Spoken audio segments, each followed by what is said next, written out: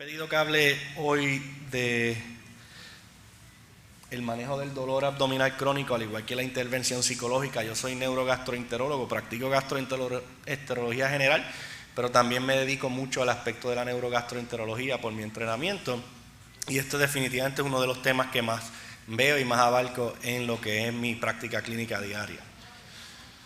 Un pequeño esquema de lo que vamos a estar discutiendo, ¿verdad?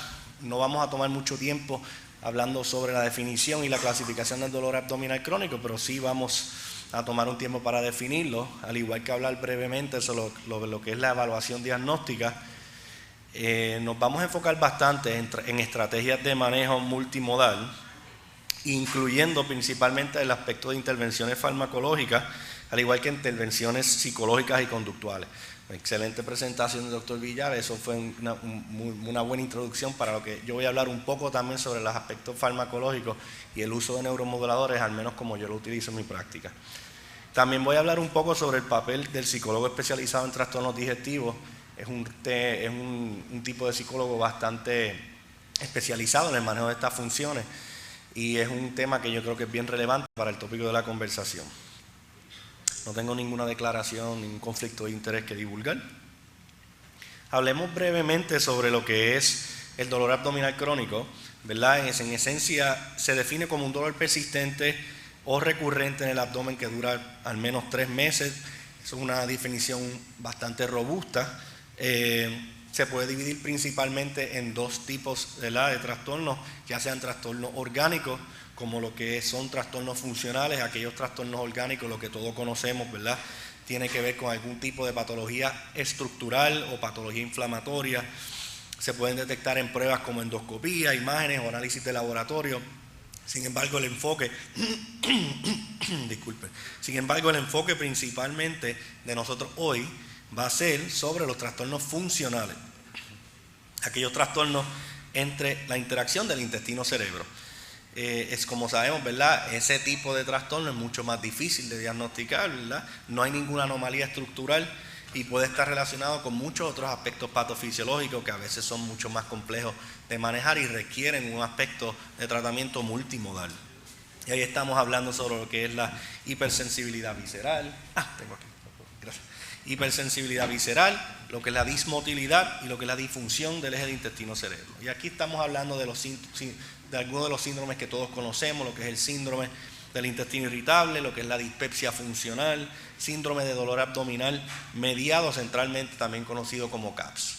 Ese va a ser el enfoque principal de lo que vamos a estar hablando hoy. En cuestión de la evaluación diagnóstica del dolor abdominal crónico, el enfoque realmente comienza con una evaluación clínica bien detallada. Hay que aprender a poder distinguir entre lo que potencialmente va a ser un trastorno orgánico y lo que es un trastorno funcional. Muchas veces recibimos pacientes de nuevo, ¿verdad?, que tenemos la oportunidad de hacer un historial completo sin ningún bias y podemos quizás, depende, ¿verdad?, de cuánta experiencia tengamos, poder llegar al punto de que esto es un trastorno funcional, que no sea un trastorno estructural, de una forma más rápida. Sin embargo, ¿verdad?, muchas veces el paciente viene después de haber visto a varios especialistas, con muchas pruebas de imágenes, muchas pruebas endoscópicas, con mucha ansiedad sobre su posible diagnóstico, muchos síntomas que nunca responden a nada, y pues a veces, ¿verdad?, poder elucidar ese tipo de distinción entre lo que es una causa orgánica y una causa estructural y por dónde entrar, ¿verdad?, con respecto a continuar la evaluación y manejo del paciente puede ser un poco confusa, pero es bien importante hacer un examen, una evaluación clínica bien detallada. Saber cuándo iniciaron, cuánto duraron los síntomas, cuál es el patrón de dolor, cuáles son los síntomas asociados. Todo lo que nosotros aquí sabemos, ¿verdad?, que tenemos que hacer, pero siempre potencialmente con la idea de que estamos trabajando hacia llegar a un diagnóstico funcional. También, ¿verdad?, importante, ¿verdad?, que aunque, y lo digo yo, ¿verdad?, como neurogastroenterólogo, que a veces caemos en este hábito de pensar, pues si el paciente viene a mi oficina o viene referido a donde mí, pues potencialmente ya viene con la idea de que esto es un diagnóstico funcional, pero nunca podemos olvidar, ¿verdad?, de cuáles son aquellos síntomas, esos red flags que nosotros queremos asegurarnos que identifiquemos, porque eso sí sugieren causas orgánicas, pérdida de peso inexplicada, algún tipo de sangrado digestivo, anemia, historial familiar de cáncer colorectal o enfermedad inflamatoria intestinal, síntomas nocturnos persistentes. Si estas señales sí están presentes, pues entonces es importante que aunque usted se esté encaminando a un diagnóstico de dolor funcional crónico, hay que asegurarnos de hacer la evaluación pertinente y hacer un estudio más extenso con pruebas de imágenes y pruebas de endoscopía. No voy a entrar en detalle en ese tipo de evaluación porque el enfoque es el aspecto funcional, pero siempre es bien importante reconocer, ¿verdad? Que aunque uno venga con la idea de que, ok, potencialmente esto va a ser algo funcional y me tengo que ir encaminando a ese tipo de tratamientos y diagnósticos, asegurarnos que no perdamos el hábito de reconocer cuando sí puede haber una causa estructural. ¿Qué pruebas diagnósticas utilizamos para diagnosticar a estos pacientes? Pues las pruebas que todos aquí conocemos, ¿verdad? Para evaluación de estos síntomas gastrointestinales. Hemogramas, pruebas hepáticas, función tiroidea, marcadores inflamatorios. Si tienen personas con enfermedad celíaca, descartarlos por serología o endoscopía con biopsia. Pruebas de intolerancia a lactosa o fructosa, al igual que endoscopía, colonoscopía, si hay señales de alarma. Siempre tenemos que descartar causas estructurales antes de llegar a un diagnóstico, ¿verdad? Funcional. Entonces, hablemos un poquito más sobre el enfoque terapéutico, que yo creo, ¿verdad?, que es el aspecto de mayor relevancia, ¿verdad?, para el tópico de hoy.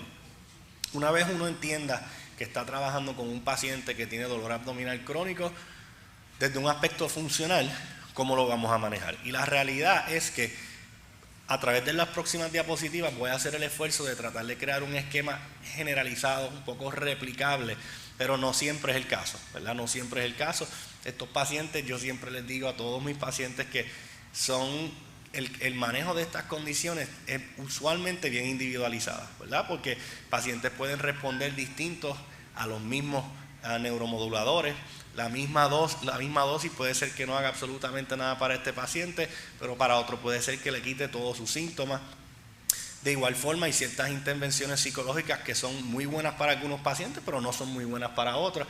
O sea que es importante siempre hacerle entender al paciente que es un tratamiento individualizado. Y honestamente también encuentro que es un beneficio presentarlo de esa manera porque el paciente se siente, ¿verdad?, que le da el empowerment también al paciente de reconocer que es una parte activa del manejo de su condición, ¿verdad? Porque para estos pacientes es bien importante, ¿verdad?, darle de dónde agarrarse positivamente para el manejo de su condición, que sabemos que puede ser algo longitudinal, crónico, progresivo, y que no siempre van a haber muchas cosas tangibles de que agarrarse para entender por qué esto está ocurriendo, por qué algo no está funcionando.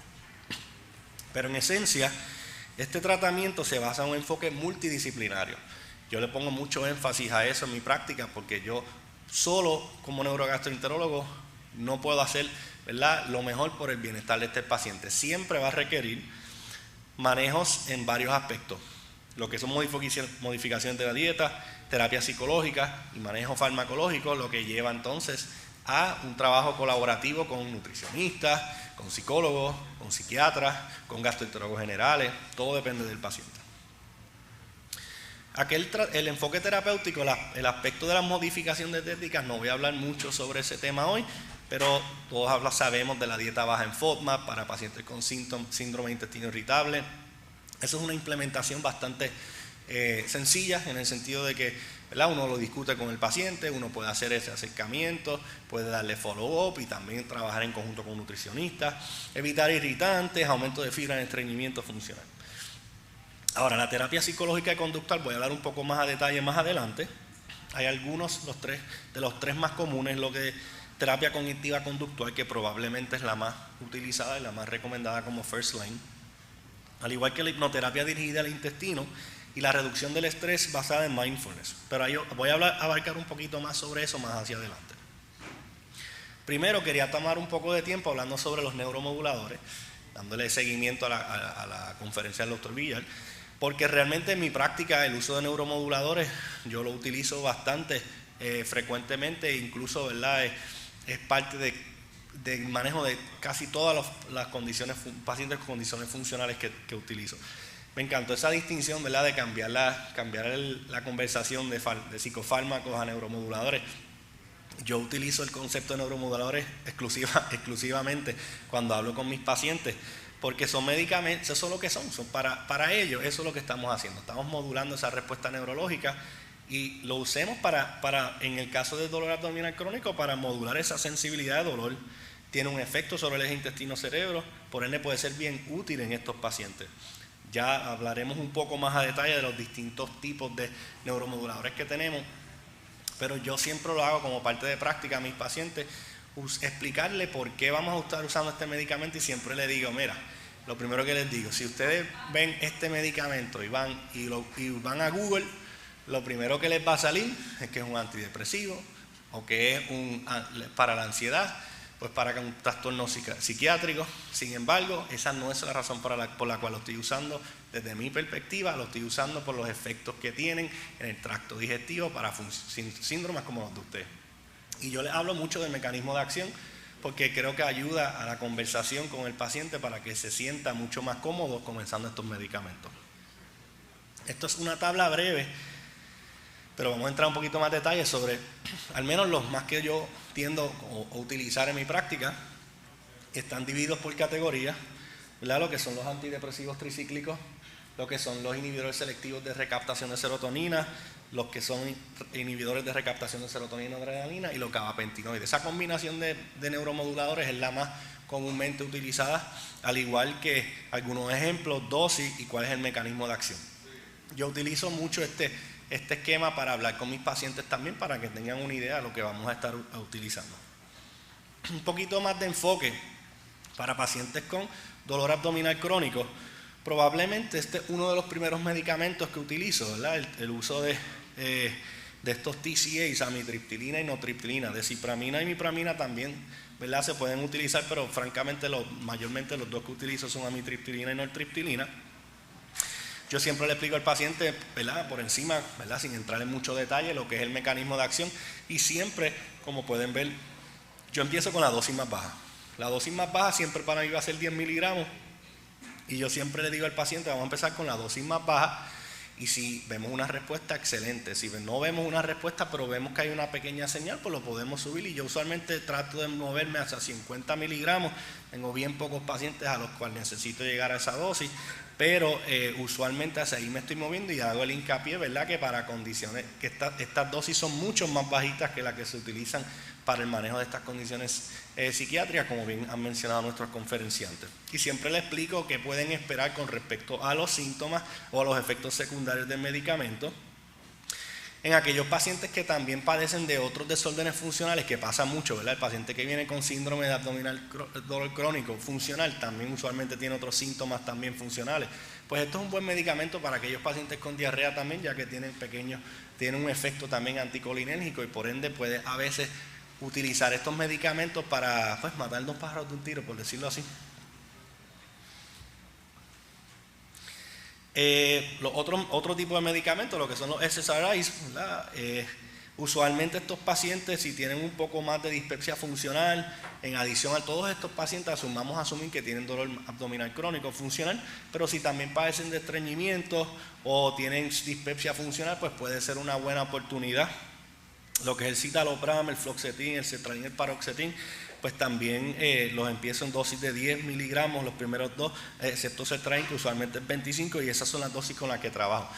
Si un paciente ya tiene un psiquiatra envuelto y está en alguno de estos medicamentos, pues yo siempre hago el labor de hablar con el psiquiatra, ¿verdad?, para poder tomar en consideración, ¿verdad?, dónde se pueden optimizar quizás el uso de alguno de estos medicamentos, o si en algunos casos, ¿verdad?, se pueden combinar, porque aunque sabemos, ¿verdad?, el riesgo de combinar algunos de los medicamentos, hay veces que sí se puede hacer. Claro, esa parte sí siempre la trabajo con la especialidad de un psiquiatra.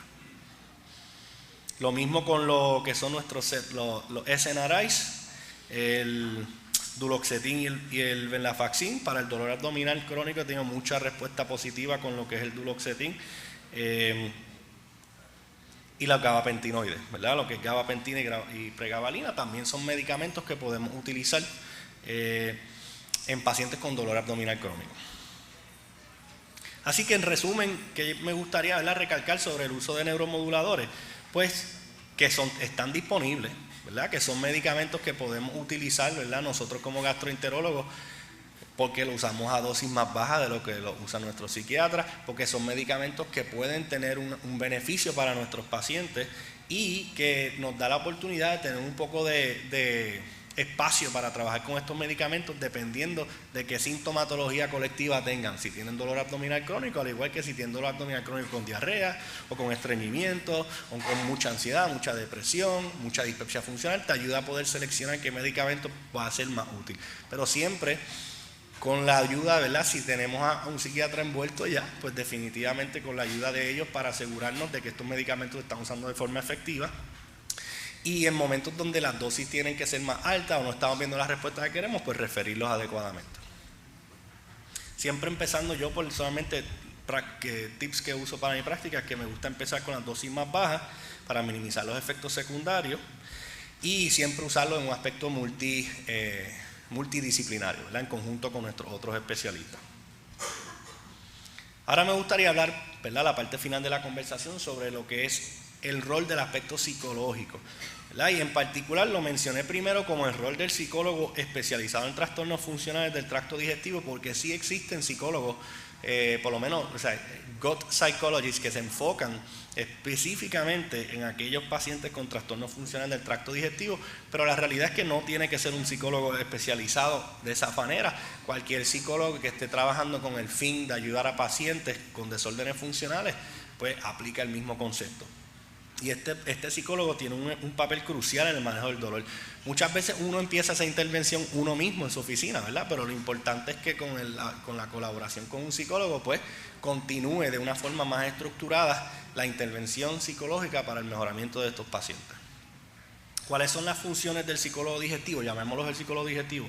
Pues evaluar la ansiedad y el estrés que va a estar relacionada con los síntomas digestivos, implementar terapia cognitiva conductual para reducir pensamientos negativos sobre el dolor, aplicar hipnoterapia para mejorar la motilidad y reducir la hipersensibilidad visceral, al igual que enseñar estrategias de regulación emocional y manejo del dolor crónico, y colaborar con nosotros como gastroenterólogos y nutricionistas para un enfoque integral. Hablemos un poquito sobre cada uno. TCC, la terapia cognitiva conductual, probablemente es de las más conocidas, las más utilizadas. Esa busca identificar y modificar los pensamientos y comportamientos negativos, ayuda a los pacientes a reconocer factores desencadenantes y se enfoca en reducir la catastrofización y la hipervigilancia hacia los síntomas. Usualmente es de los más eficaces para aquellos con síndrome de intestino irritable, trastornos digestivos funcionales. Como puedes ver, una mejoría bastante amplia, entre 50 a 70% en los síntomas. Usualmente 6 a 12 sesiones, no entro en mucho detalle sobre eso te lo dejo a la discreción del experto, del psiquiatra, del psicólogo, disculpe. La hipnoterapia, el GDH, Gut Directed Hypnotherapy, pues funciona un poco distinto. Ahí estamos buscando técnicas de relajación profunda, estamos utilizando esas técnicas de imaginación guiada para reentrenar ese eje de intestino-cerebro. En muchos casos se enfoca en reducir esa hipersensibilidad visceral, al igual que esas alteraciones en motilidad intestinal. Y pues busca mejorar esa regulación del sistema nervioso autónomo. Hasta 80% de los pacientes con síndrome de intestino irritable han mostrado una mejoría o alivio de los síntomas. Tienen algunos estudios hasta la misma eficacia que son en lo que son modificaciones de dieta o tratamientos farmacológicos, y los efectos tienden a ser un poco más duraderos, incluso después de terminar la terapia. Está también lo que es reducción del estrés basada en la atención plena, MBSR. Eso se enfoca más en un concepto de meditación.